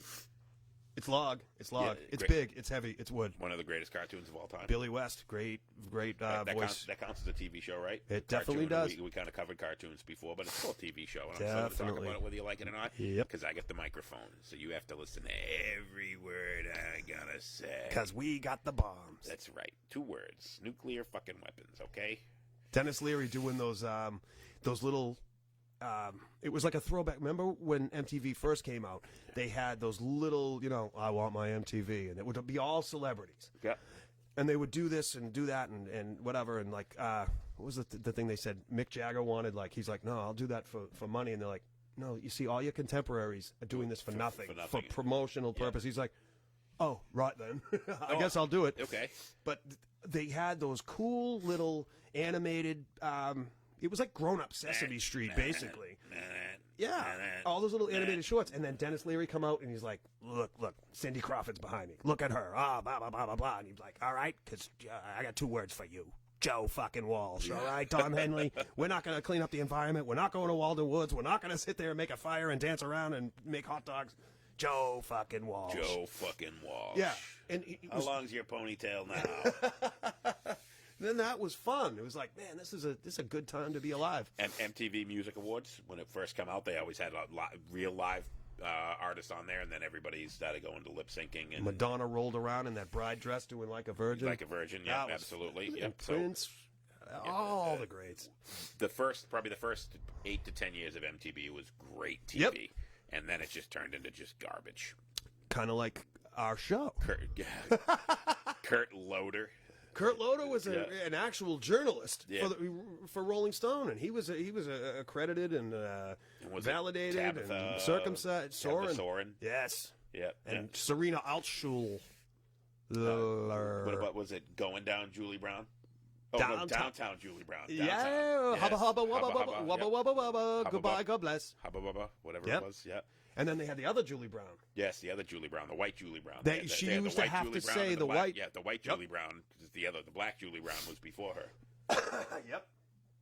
Just like I'm Buzz Aldrin, the second man on Earth. Neil before me. Boom. I mean Earth. Moon. That would be the moon. Damn it. See, I told you, 15 minutes. 2 hours of shows. I'm going to try that again. Buzz Aldrin, first man on the moon. Oh, wasn't he the first man in space? No, it was supposed to be. It was some Russian guy, but the Russians don't count. I am Buzz. I'm Buzz Aldrin, second man to walk on the moon.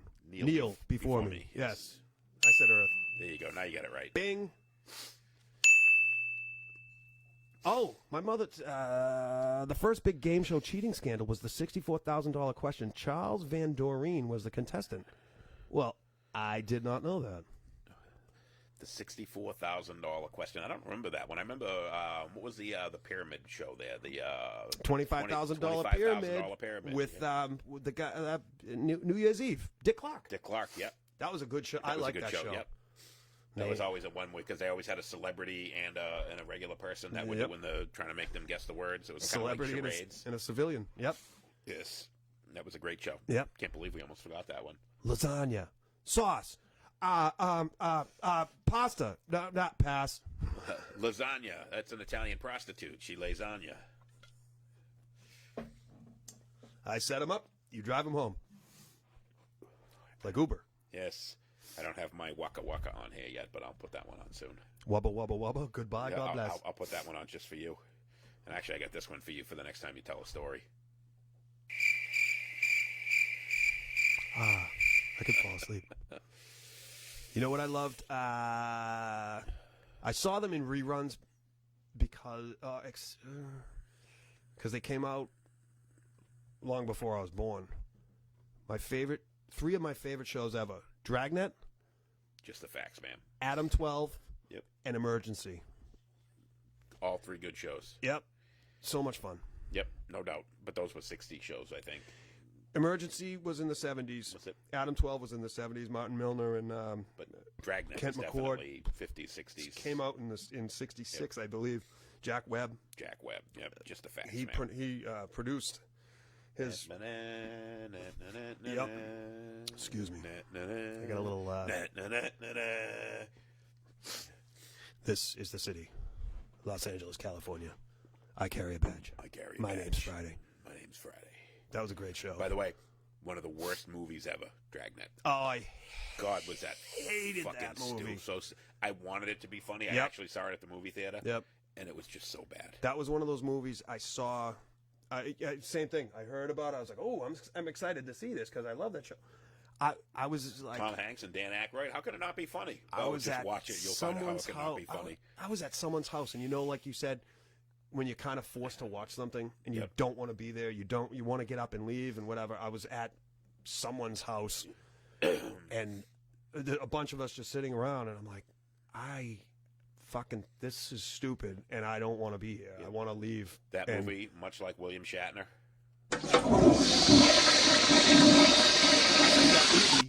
And in that situation is why I took up smoking, because I wanted to get out of the house Yeah, I and need just to go go. I'm outside." going outside for a smoke, but you don't smoke. Well, I'll be back because I I'm do going now. to the store. Because that was a very bad adaptation. But you know what? A lot of that, the Addams Family movie, dumb, off of a TV show, and that was another TV show. The show was great, but the movie, Yeah, bad. The thing is don't make a show 40 years after the show debuts. Don't. I mean, Has it? I mean, can you think of any time that's ever been successful where they did a movie from a TV show? it's all Hollywood has now is origin stories and remakes. Yes. And I'm done with movies. Yeah, it's so bad now. TV's bad now. Everything is bad now. There's not a lot, and that's why we chose. When we talked about doing this, we said, let's not do TV shows. Let's do 70s and 80s when the TV was actually good, because there's no originality in it. Right. Now. When you watch all the shows, you're like, hey, that was a Murphy Brown episode. Hey, that was, and even like a lot of the shows that I can somewhat stomach now, like I'll put on when they're on, like like the CSI shows and Law and Order and all that. I will watch every Law and Order ever made. Dick Wolf is the man. I will watch everything he's ever done, even if he owned a bike shop in New York City. You would frequent that bike shop. SVU, I love that show.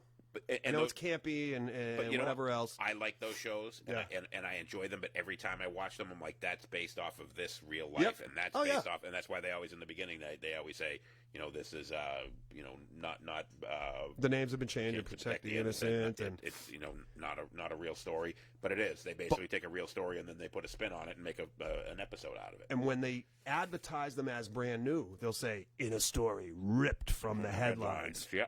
And they'll say, a basketball player in this episode is being accused of rape, and In a ski resort in Colorado. Yes. Yeah, that never happened in real life. right, Kobe exactly. Bryant. Yeah, exactly. Yeah. Yeah. So, but that's just there's no originality. Nobody's got an original thought. Right. And that's when they take a lot of those TV shows and they try to make movies out of them. They never work. And it's the same thing when they try to make TV shows out of movies. You know, they tried that with. We're going to get back to the horror movies. They tried that with Scream. Mm-hmm. It didn't work. They tried that with the Terminator. It didn't work. The Sarah Connor Chronicles. Yeah. It never works. TV shows are successful on TV. Movies are successful with movies. I have not seen. Was it the Saints of New Jersey, Saints of New York, which is a spinoff of The Sopranos, and they made a movie. I haven't seen it. Another origin story. Exactly, and that's just it. It just there's just no originality anymore. Everybody's just broken down, and you know what it is? Hollywood spends so much money to make a movie that they don't want to take the risk with an original story. That's the problem. Is like you take taking a risk. Sling Blade. That was taking a risk. Yeah, that was like French fried potatoes. Yeah, that was. It was a great, groundbreaking, I guess you'd say. Good Will Hunting was a groundbreaking movie. Yep. And it was an original story. It was a. We could go on for days about this stuff, but like you said, that premise has been done. That premise has been done. I can see the joke coming a mile away. Yep. I can see the cliffhanger coming a mile away. I can see I'm not going to say bike shop. The bike shop. But and that was why, and I know we're kind of getting off track here with, but M. Night Shyamalan, all Ding of dong. his movies. And when you watch the first couple of them, they always had that twist that you didn't see coming in Sixth Sense. Mm-hmm. You never saw that twist coming at the end where you realized that he was dead and he was one of the people that he was seeing that was Right. dead. You never saw that twist coming. Mm-hmm. And then with The Village and with all the other movies he did, but then after he did 5 movies like that, when he come out with the next movie, you're like, okay, the minute you started watching it, you're 5 minutes into the movie, you're already thinking, what's the twist going to be? Because that's what he puts in all his movies is some twist you never saw coming but makes complete sense at the end. Mm-hmm. So after you've done that so many times, it's just like, all right, you know something's going to happen with it.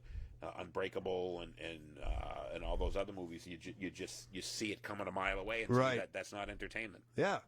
Like I'd rather watch MTV. The twist coming, like Twister, when the tornado blows Helen Hunt's hair back from her forehead. Oh wait, no, that was just the way she looks.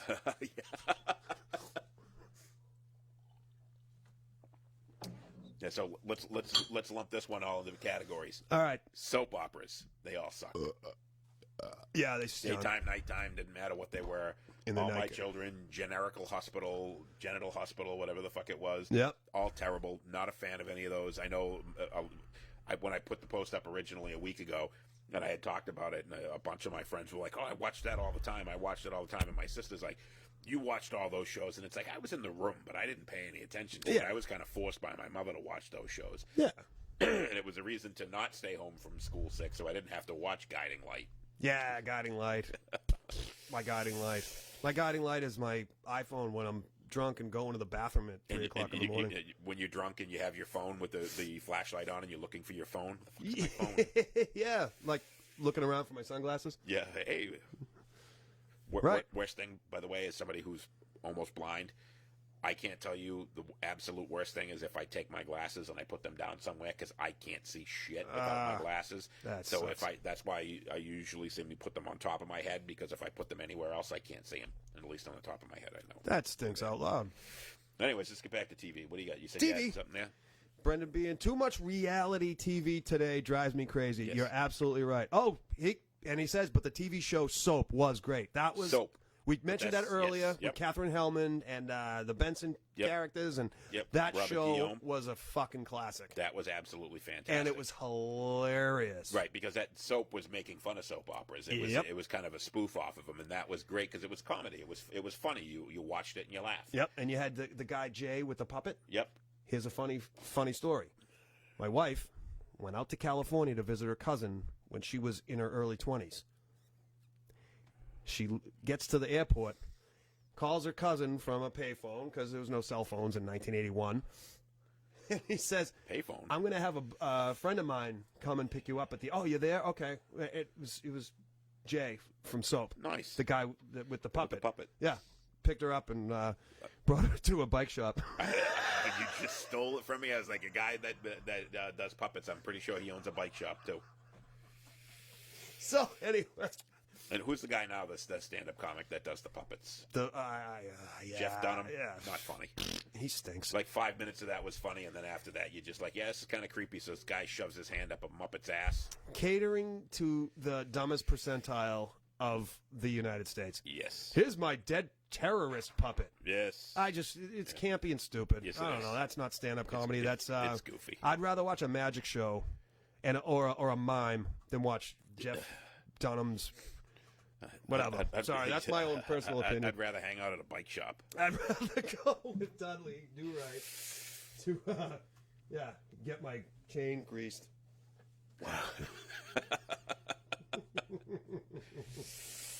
All right.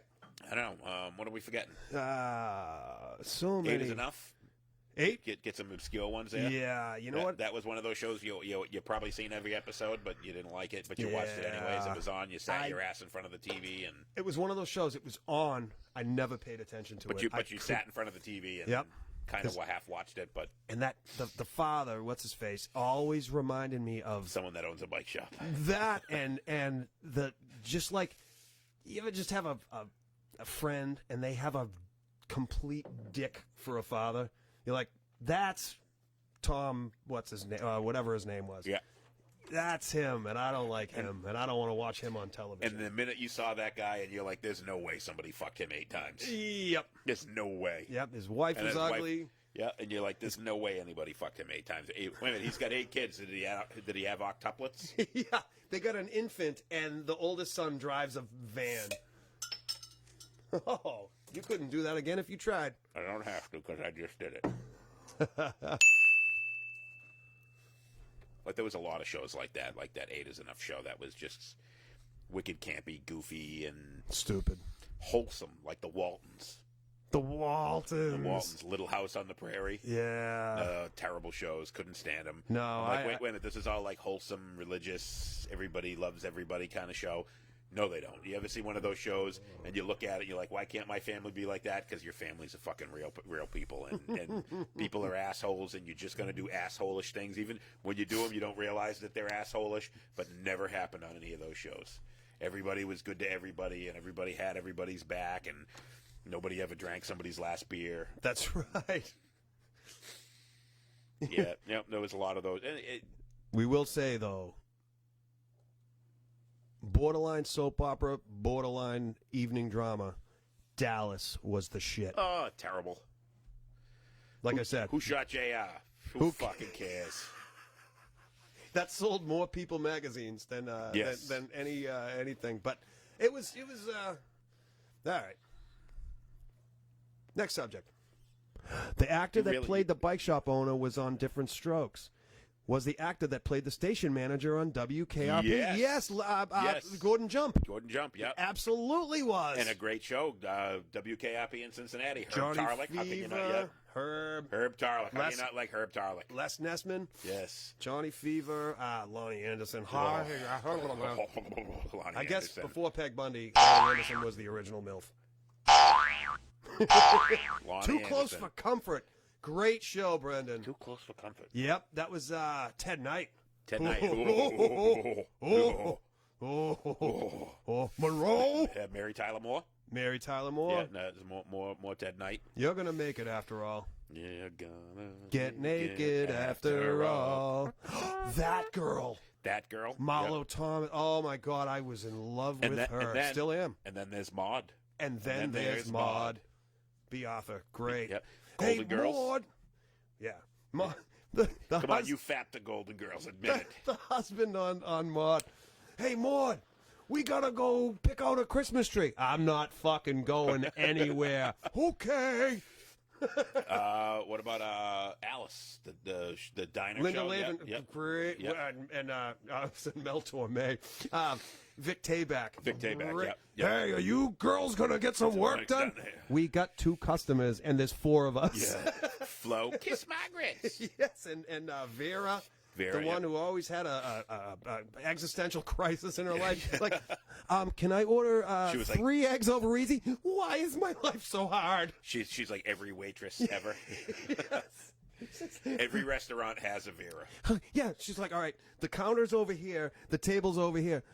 how am I going to get these guys their silverware? Oh. And it had Philip McKeon, Nancy McKeon's Joe from Facts of Life, Facts of her Life, younger brother or older brother or whatever it was. But that was a good show. I liked Alice. Alice, yep, that was a good show. Yep. Vic Tayback. Vic Tayback. He was in a Twilight Zone episode with the little girl doll, the doll that kept talking. Vic Tayback, he was the discount Telly Savalas. Yes. Yes. Alice, get back out there. I'm going to beat you with my apron. And those, all those shows, a lot of those shows that were on TV 38, again, Red Sox Bruins on TV 38. Yep. And I watched most of them because of that, because I always had that channel on, because I was, back when, your parents were too cheap to buy the TV guide, you didn't know what was on. I just put TV 38 on and hoped the game would come on and sat there and watched the TV until one did. Making your way in the world today takes everything you've got. Taking a break from all your worries sure would help a lot. Ah, wouldn't you like to get away? Sometimes you want to go Where nobody knows your name. and you're ugly. And To the you're bar. drunk. And To you're drunk. Cheers. Cheers. To the Bull and Finch. And everybody that ever comes to Boston wants to go to the Bull and Finch pub and expects it to look like that. Yep. And then when they get there, they're like, What the fuck is this? what the fuck is this? And then they took over the bar Lily's in Faneuil Hall. They closed. I loved Lily's, and they turned it into Cheers, and remodeled it to look Like the the TV bar. show, yeah. And then that closed too. And it was across the way from the Durgan Park that closed too. So I guess that when they say Boston's an alcoholic city, I guess it's not, because these places keep fucking closing. The oldest bar in the United States, Bell in Hand, still there. Bell in hand. Yep. Had my first beer as a married man there on January 2nd. January 1st? I don't know. Went to the Bell in Hand right after I got married. Which married? Both of them. I had my Bell in Hand that morning when I woke up in the hotel. Bosom Buddies. Bosom Buddies. The world's Tom Hanks. the world's introduction to Tom Hanks. And the other actor that played on that show. Rick, not Moranis. Nope. What's his name? I think he just died. Fuck, what was his name? God damn it! Who is the blonde? Peter Scolari. Peter Scolari. Yes. He didn't just Yeah, die. but that Did he? was, I don't know. I wouldn't have even known his name. If he had died, I wouldn't know that it was the guy from Bosom Buddies. But this is where everybody knows your name. Hey. This isn't a bike shop. This is a bar. Yeah. Hey. So what's everybody think? You like this this setup better? Sitting in here in the bar. I think we're going to be in here for a couple of weeks anyways. At least. Because we usually drink it anyway. So this is, by the way, this is still Transgression Studios, but this is the bar at Transgression Studios. This isn't a fake backdrop. These are real glasses. I'm going to break them. This is real wood. Ow. Oh, I'm a real person. He's the bus driver, and I am the banana in your fruit salad. I thought you were the banana in the tailpipe. I'm not going to fall for that. Again. Nope. I am the banana in your fruit basket. All right, what do we got? I think we've hit on a lot today. We got any more comments? Anybody? Bueller? Thank you all for commenting. I'm a terrible. Oh, Brendan, yeah, Buck Rogers, Battlestar Galactica. We covered that Yeah, before we talked about those while earlier. you were working. Space 1999. Yep. Shit. What the hell else? There's got to be. Nah, I think we're. I think we pretty much we're on almost hour number 2 here. So. Oh. Yep. Snap. But I think we're good for today. I think that's we could talk about 70s and 80s TV show. We could probably do like a 4-hour show. Just absolutely. And that's why I tried to want to keep it to 70s and 80s and just keep the flow going. But I think we nailed most of the good ones. I'm sure. Tell us what we missed. I'm sure we missed a whole bunch. We could probably on most of these shows if we really dialed in, we could do a whole thing on the shows. Alcoholics do alcoholic things. It works. We got a Kojak earlier. Kojak. I'm Savalas. a terrible comment reader. Terry Savalas. Telly Savalas. Yep, that was one of my grandmother's favorites. He was from Lynn, Massachusetts. Was or Telly is? Savalas. He was at one point. He lived in Lynn. Him and his lollipops. Yeah, at Gotta one point love. he lived in Lynn. Gotta What about so you're going to talk about Telly Savalas? You got to tell. Was that the Streets of San Francisco? Was that the show that he was on? Was that a different guy? You know, he was on Kojak. Oh, wasn't that Robert Blake? Robert Blake. Yeah, He killed his Lana Turner, or Lana Ding Dong, M. Night Shyamalan. He killed somebody. Shyamalan Ding Dong. Yeah, he killed his wife, I think. Robert Blake. That was recent that he killed his wife. No, Robert Blake was on. He had his own show there. Oh, Beretta. Beretta. Yeah, he was on Beretta. My brain's getting clouded with sinuses in Yep. here. Yeah, Streets of San Francisco. I think I got that confused with Kojak because they were both in San Francisco. Yes. So that's why I think I got them confused. Mm-hmm. Kind of, it was pretty much the same type of show, cop drama. Love a cop drama. Yes. Hill Street Blues. Yeah, there you go. One of the greatest shows ever. NYPD Blue. Loved that show. And Dennis, what's his name, was in both of those. Yep, and he was also in Die Hard too. Norman Bunce. And then you had, Daniel J. Travanti played what's his face, the fucking cop, and the other guy. The other guy and the other guy. I just love the old scenes, the old shots of the cars and Yep. the traffic, and it's a snapshot of the times. Good stuff, man. Hill Street Blues is a great show. No doubt. All right, Mike. I think we're good. I think we're good. Moose and Squirrel. Moose and Squirrel. Welcome back. Welcome back. Hey, welcome back. Your Cheers to you. dreams were your ticket out. It feels kind of.